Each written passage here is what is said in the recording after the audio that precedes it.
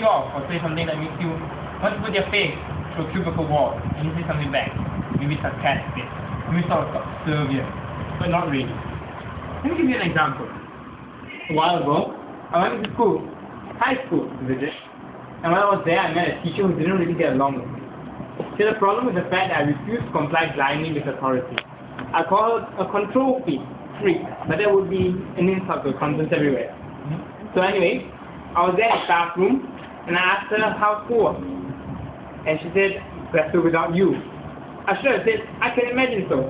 Now that you're free to wallow in pettiness and mediocrity. But what I really said was, ouch. 4:30. I mean, come on. Ouch. I mean, what do I care? I'm literally never going to see her again, and this is the kind of teacher who will change numbers on your report card because she doesn't like you. She deserves a couple of bonbons shoved up her drawer. But it didn't happen. What's under the bridge? The difference between the here and then is the largest one in the world. They talk about the thick of the universe. It goes like this. There is the present, yeah? And there is the past. At some precise point in the passage of time, present becomes past. How long does that take? A second, a nanosecond, a trillionth of a second? How much? Or in this case, how little does time factor? Then, now. Before, after. Past, future. You can't get it back. You have that one precise instant that ticks, and then it's gone. Anything you said, didn't say, wish you had, it's over. Gone. Water bridge. 200. And then we have the associated emotions, guilt and regret. Possibly some others. Can't think of them at the moment. Can you imagine living your life without guilt or regret?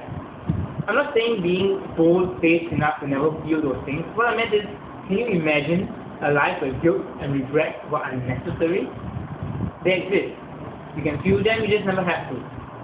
Not because it becomes some kind of insensitive jerkwad, but never putting yourself in a situation. Never allowing yourself to be put in a situation where you will be regretful. I'm talking about foresight, seeing the future. But okay, not seeing, more like understanding the flow of events in such a way that you can work out exactly what needs to be said or done in any given situation, and therefore never messing things up. No guilt, no regret. We wish, right? Never having to deal with those terrible moments that we tease up and have no idea how to respond. I think it's fear. Regret builds regret.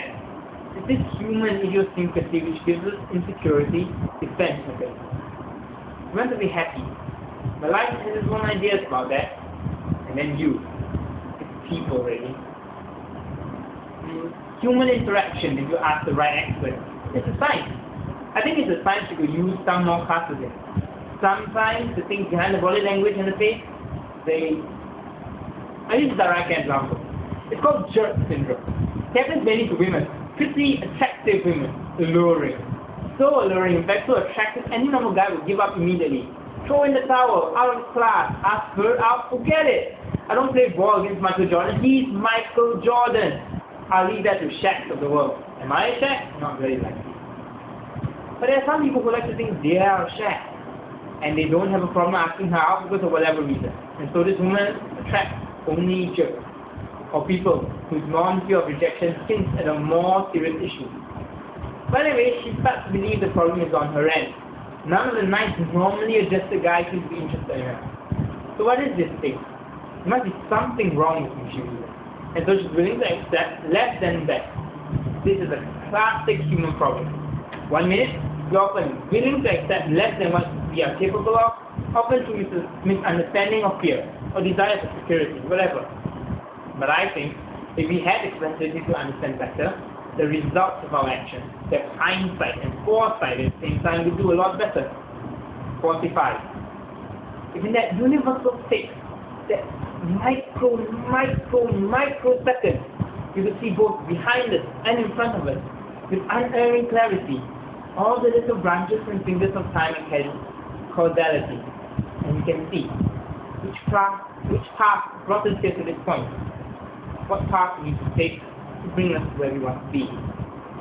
What would we do? Would we take the path of least resistance, go through life without regret or fear? What would you do? 10 seconds now.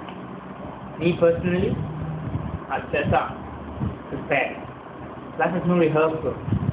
But if it gives you one, take it. 3, 2, 1. Blackout. Woman is on stage. The same position she was in before she exited reading a book. The man approaches her. I love that book. Blackout.